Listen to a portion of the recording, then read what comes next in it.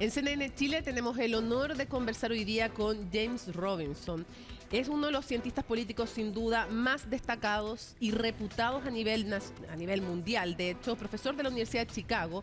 En 2012, escuchen bien, porque él escribió junto a Daron Acemoglu el bestseller ¿Por qué fracasan los países?, traducido ni más ni menos que a 41 idiomas y sin duda uno de los libros más citados en nuestros tiempos. También su libro El Pasillo Estrecho de 2019 sigue en esta búsqueda y cita a Chile también como un ejemplo, y hoy día vamos a conversar por qué y en qué sentido. James, muchas gracias por esta entrevista. My pleasure. First question. Primera pregunta. En el New York Times declaraste que las democracias están en crisis a lo largo del mundo y que esta crisis en parte estaría ligada a la creencia de que la democracia ha fallado en ejecutar sus promesas. ¿Cómo y por qué ocurrió eso? How and why did it happen?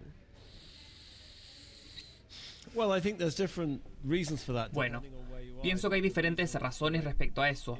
Depende de cómo eres. Las razones de por qué las personas piensan que la democracia no ha dado resultados en Estados Unidos probablemente son distintas de las razones del mismo caso en Latinoamérica o en las Filipinas o en India.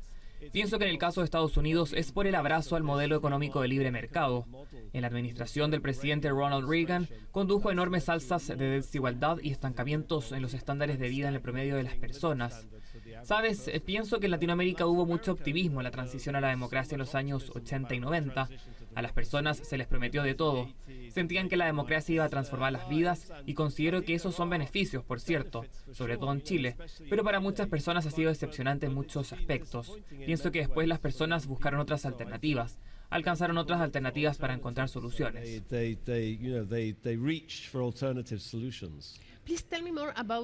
Por favor, cuéntame más de las soluciones en Latinoamérica. ¿Cuáles promesas fallaron en Latinoamérica?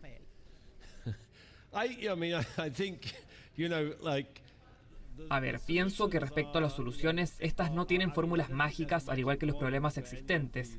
Sabes, yo pienso que de muchas formas es un proceso que tienes que atravesar. Por ejemplo, si tuviéramos que mirar el caso de Colombia, país que sus últimas elecciones probablemente han sido las más democráticas que ha tenido en su historia.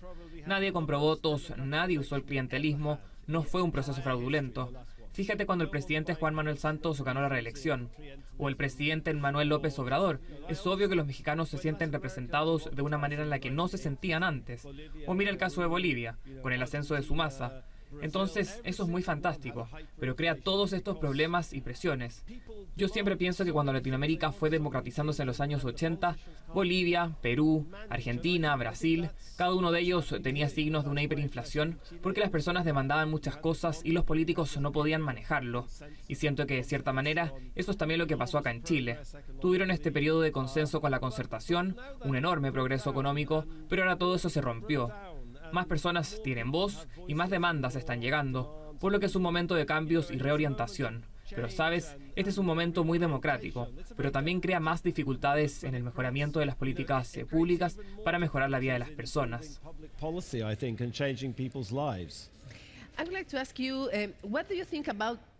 Me gustaría preguntarte qué piensas de la democracia actualmente en Latinoamérica. Bueno, como dije, hay desafíos y hay éxitos y fracasos, como el caso de Venezuela o el estancamiento que hay en Argentina respecto a la pelea sin fin entre el peronismo y el antiperonismo. También hay enormes problemas en América Central en materia de seguridad. Pero si piensas en esos ejemplos que acabo de dar, pero piensas en Perú de nuevo, el presidente Castillo tener a alguien como él proveniente de la sierra y después convertirse en presidente, eso también es progreso. Eso es transformar el sistema político en algo mucho más representativo para la población. Pero también lo era antes de él. Es un proceso que tenía que tomar lugar. Venezuela. Hablemos de Venezuela, pero antes. Venezuela por varias décadas fue una especie de referente para otros países. A kind of democratic benchmark and one of the highest income countries in the También un país con uno de los ingresos más altos de la región. Mi pregunta es, ¿cómo y cuándo la democracia en Venezuela se enfermó? Y es más, ¿cuándo murió? ¿Cuál fue el proceso? Maybe more, when did democracy die in Venezuela? How was the process? Opino que la democracia en Venezuela murió por culpa de los partidos, por la Acción Democrática y el COPEI, ya que años después de 1958 ocurrió una transición a la democracia, pero hubo mucho clientelismo. Absolutamente una transición corrupta y clientelista, y las personas se vieron muy desilusionadas por la forma en que el sistema democrático funcionaba en Venezuela. Y después ellos miraron otras alternativas. El presidente Chávez promovió una alternativa radical que se le vendió a muchas personas. Which many people were sold on, and I think that kind of populism is, it seems that these democracies, when they get stuck, parece ser que cuando las democracias se estancan, se hacen vulnerables a este tipo de apelaciones. Are you an optimist or pessimist? ¿Eres optimista o pesimista con respecto a la crisis en Venezuela? Después de Chávez, con Maduro, después de las elecciones, refiriéndonos al tiempo actual, ¿qué piensas?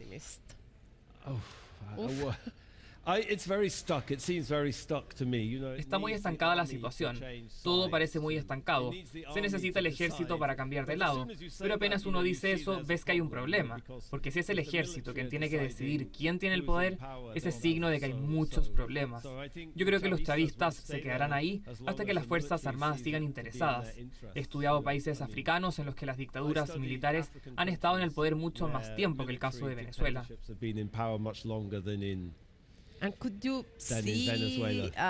¿Y tú puedes ver alguna manera en que esta situación pueda resolverse?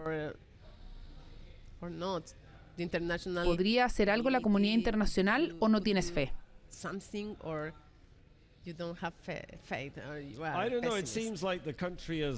lo que veo es que el país parece estar dividido de una forma muy polarizada. Chavistas y antichavistas, como ocurre en Argentina con los peronistas en contra de los antiperonistas. Pero en Argentina las Fuerzas Armadas están alejadas de la política, y por lo mismo hay cambios en el poder, y por eso es un sistema democrático. Pero no tengo una solución para Venezuela. Yo tampoco.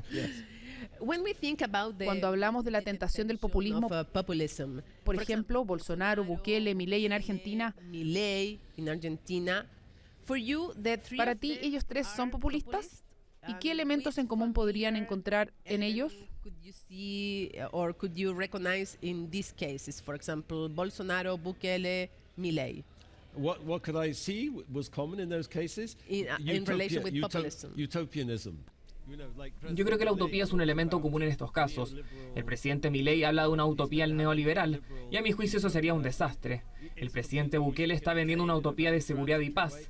Siento que en Latinoamérica ha habido una profunda historia con las utopías. ¿Y qué hay de Bolsonaro? I'm not sure I understand enough about it. Yeah. I think that's again. Considero que la corrupción en el Partido Laborista y la corrupción del presidente Lula da Silva, la solución vino con una transición en la que hubo promesas de que se vendría algo diferente en Brasil con el Partido Laborista, pero después se supo que eran corruptos como cualquier otro.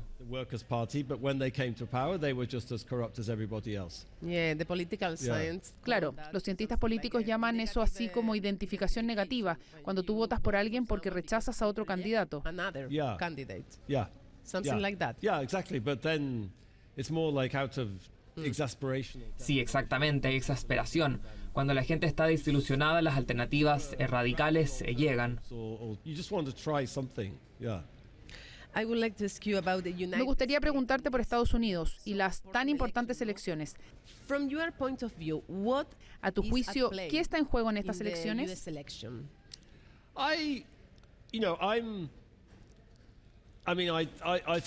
Yo pienso que hay mucho en juego. No estoy tan seguro de cuáles son los grandes peligros. Opino que el presidente Trump y el Partido Republicano son más o menos antidemocráticos, en el sentido de que no creen más en la democracia a menos de que ellos ganen. Y por eso considero que eso sería una agresión seria a muchas de las instituciones democráticas en Estados Unidos. Y eso es algo que ya ha pasado.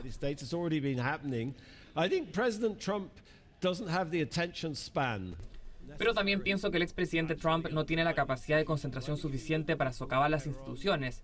Si tú miras ejemplos como Perón o Chávez, que sí supieron socavar las instituciones del Estado, tuvieron la fuerza militar a su favor.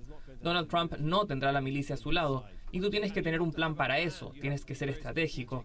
Y Trump no lo es en ese sentido. Es más bien ególatra.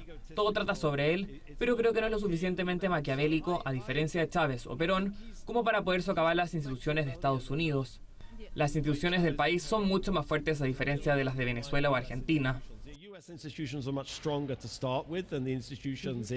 Venezuela or Argentina. for sure. Yeah, they're much stronger to start with. There's a lot of people who are still willing to fight for them, and that's what we learned. Son mucho más duras y habrán muchas personas que querrán resguardarlas, y eso es lo que aprendimos en las últimas elecciones.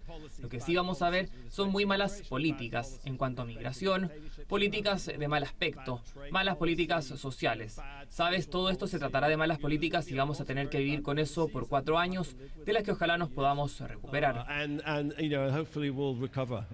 But in some way, I understood what you said, but in some way, will a second Trump term... Pero de cierta manera, un segundo gobierno de Donald Trump podría ser una amenaza a la democracia por estas malas políticas que está describiendo. Which way?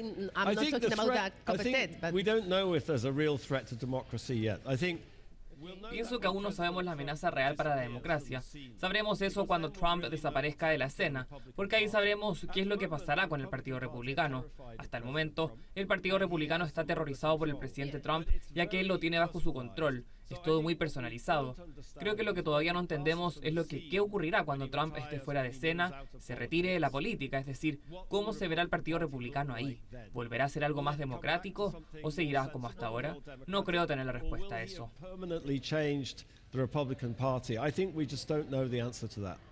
And maybe you can, because I can't, but how do you explain that someone who is ¿Cómo explicas que alguien billonario de la élite belongs to the elites and has high visibility has managed to position himself políticamente siendo un outsider, and why so many Americans support Trump, recibe el apoyo de estadounidenses pese a los casos legales en su contra y pese al ataque al Capitolio? Why?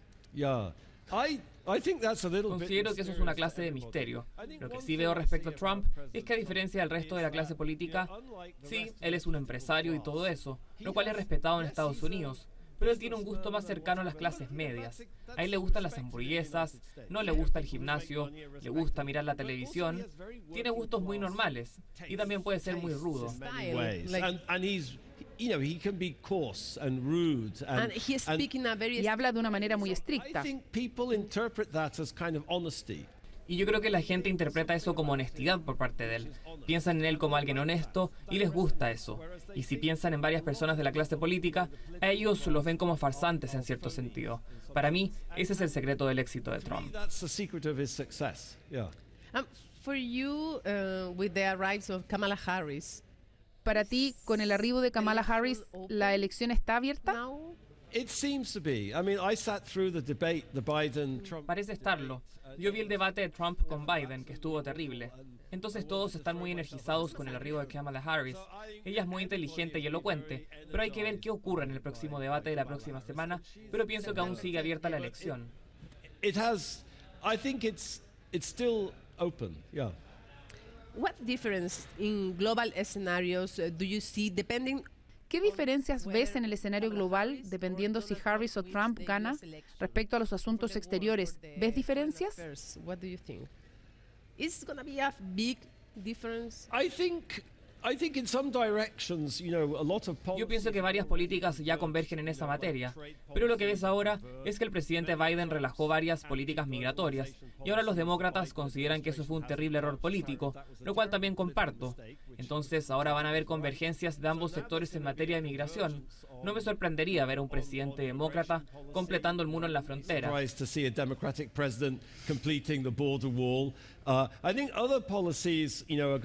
También pienso que otras políticas serán totalmente opuestas. Al presidente Trump le gusta ser amigos de personas como Vladimir Putin y considero que eso será totalmente un desastre. Para Ucrania, para la paz. Respecto a políticas frente a la situación de Gaza e Israel, también será similar lamentablemente. Para mí la relación con esos autócratas es preocupante.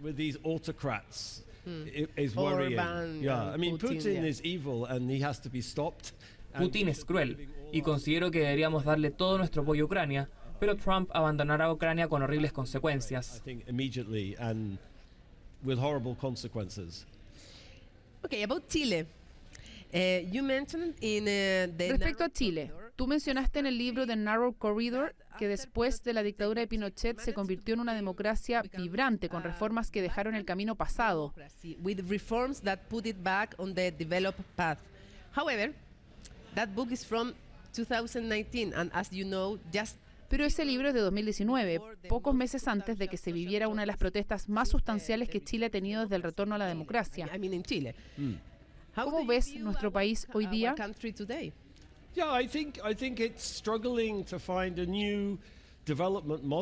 Considero que es difícil encontrar un nuevo modelo de desarrollo. Para mí, cuando pienso en Chile, el país tiene una solidez institucional mucho mayor que cualquier otro país de Latinoamérica. Except Uruguay, maybe. More or less.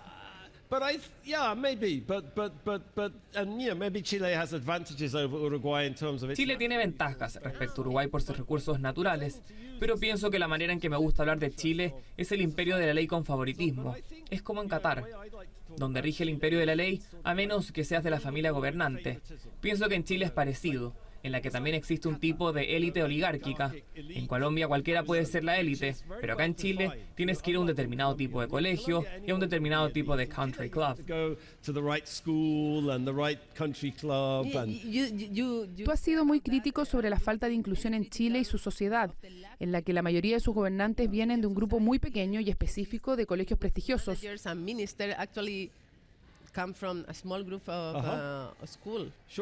Yes, absolutely. That's part of the problem here. And I think, ¿Podrías decirle a la audiencia por qué ese es un problema? That is a problem. Because to flourish economically, Porque para florecer económicamente tienes que crear oportunidades e incentivos para todos. Es un problema si no sabes dónde están todos los talentos, las herramientas y la creatividad dentro de esta sociedad. Podría ser en Las Condes, pero también en Puerto Montt o Iquique. Todos deberían tener las mismas oportunidades para florecer y acceder a la educación y hacer bien en lo que son buenos. Por eso he sido crítico en esto. Aún así, pienso que en Chile han habido avances en esas inequidades. Desde los años 90 han habido grandes avances para disminuir la desigualdad y también políticas sociales para asegurar eso.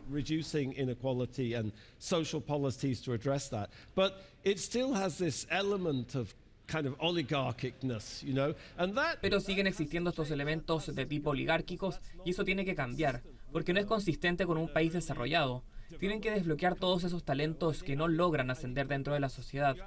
Mira el ejemplo de Corea del Sur. Ahí no se trata solo de celulares o autos, sino que también se trata de películas, música, K-pop, lo cual hace al país sexy.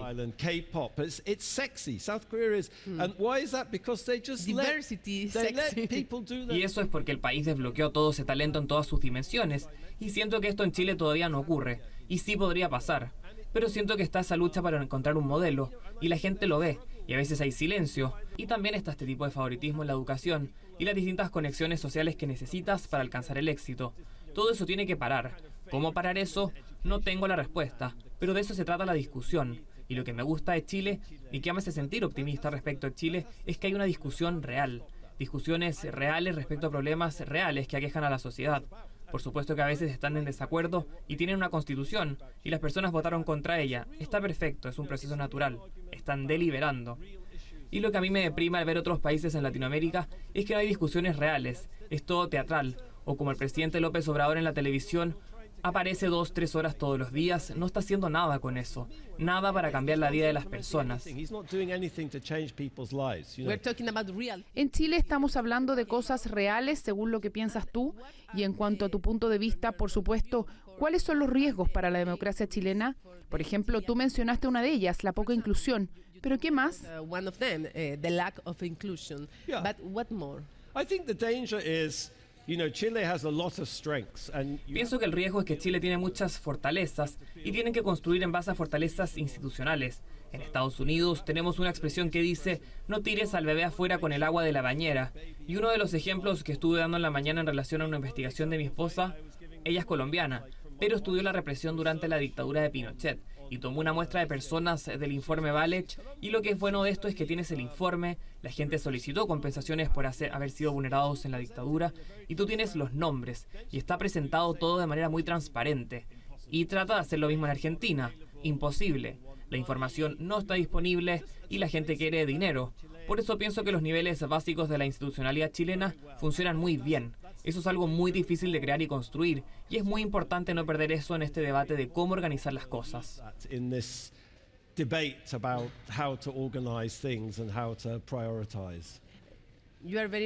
Tú estás muy bien informado de lo que pasa en nuestro país. Has estado muchas veces en nuestro país, no sé cuántas, pero varias. I don't know how many times have you been in Chile, but a lot. Actualmente, una de las noticias principales en Chile es la influencia de un prominente abogado, Luis Hermosilla, quien podría haber influido en decisiones políticas y designaciones. También decisiones de negocios. Hace unos años ocurrió algo similar en el caso Penta y el financiamiento ilegal de la política. ¿Qué impacto pueden tener estas situaciones en las instituciones chilenas? Porque estamos hablando de corrupción y de un mix de todo. The Chilean institution, this kind of things, because it's corruption, it's relations, it's a mix of everything. Yeah, I think, I always like the example of Odebrecht. Pienso que hay ciertos tipos de escándalos que no ocurren en Chile por su solidez institucional. Pero aún así pienso que, respecto a la serie de casos de corrupción, los cuales sin duda son muy preocupantes, el imperio de la ley a veces sí tiene favoritos y tienen que cambiar esta especie de oligarquía que recibe favores. Deben erradicar el favoritismo. No hay que expandir la cantidad de personas que puedan recibir favores. Esto es muy crucial para seguir avanzando correctamente.